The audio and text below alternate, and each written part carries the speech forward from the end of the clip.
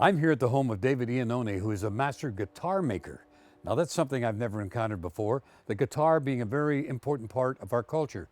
And this is so West Coast, his backyard. And of course, we've always had the wood, and that's what he starts with to make a guitar. Let's meet David now. Now this is all mother of pearl, is it? It's mother of pearl and abalone.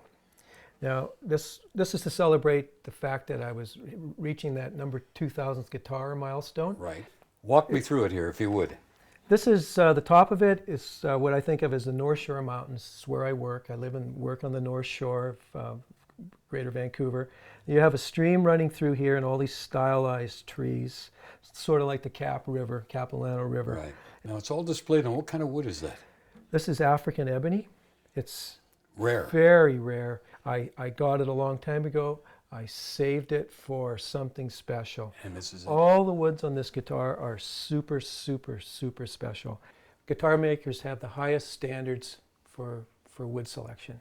Nobody requires a better piece of wood than we do. And Spruce Tops, all the guitars mostly have a spruce top. It comes from BC, most of it.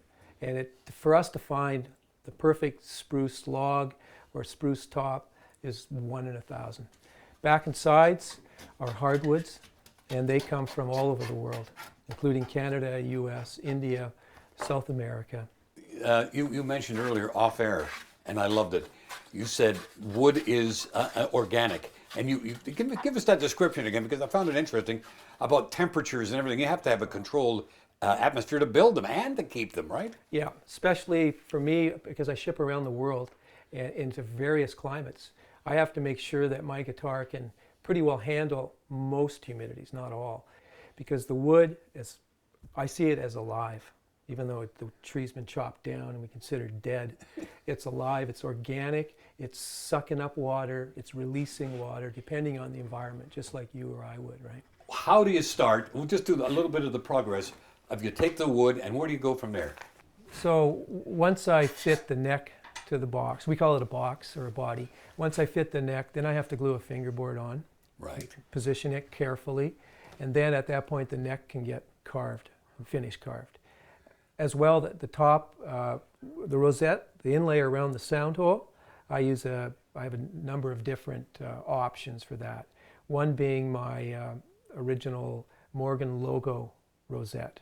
It's made from wood mosaic, and I think I'm the only person in the world that incorporates their logo into their rosette. Is there any comparison between your Morgan guitar and any others? If there was, which one would be closest? Well, I've been heavily influenced by Larrivee guitars. Yeah, okay. John Larrivee. He's considered the father of Canadian guitar builders. John learned from Edgar Munch, who was a German, Right. Classical maker who emigrated to Toronto.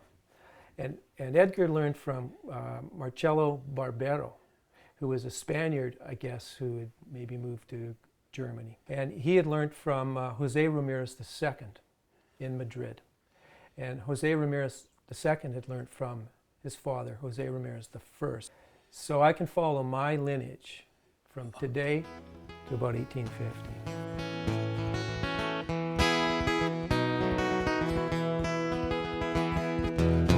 Here in this cold room light. We talked about Jim Burns having not one but two Morgan guitars from you. Name others that we would know, David. Well, over the years, Sarah McLachlan's bought a few.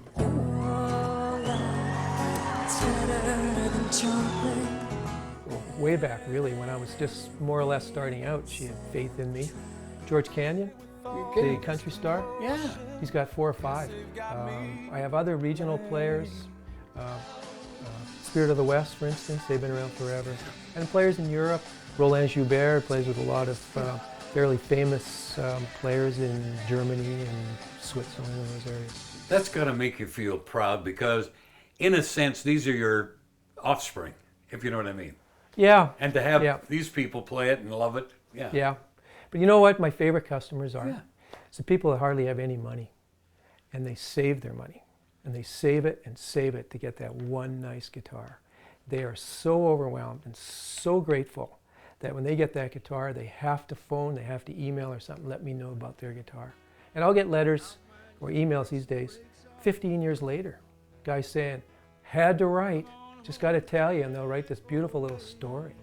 And those moments are like really motivating. Won't you come on home and take away this ribbon of darkness over me?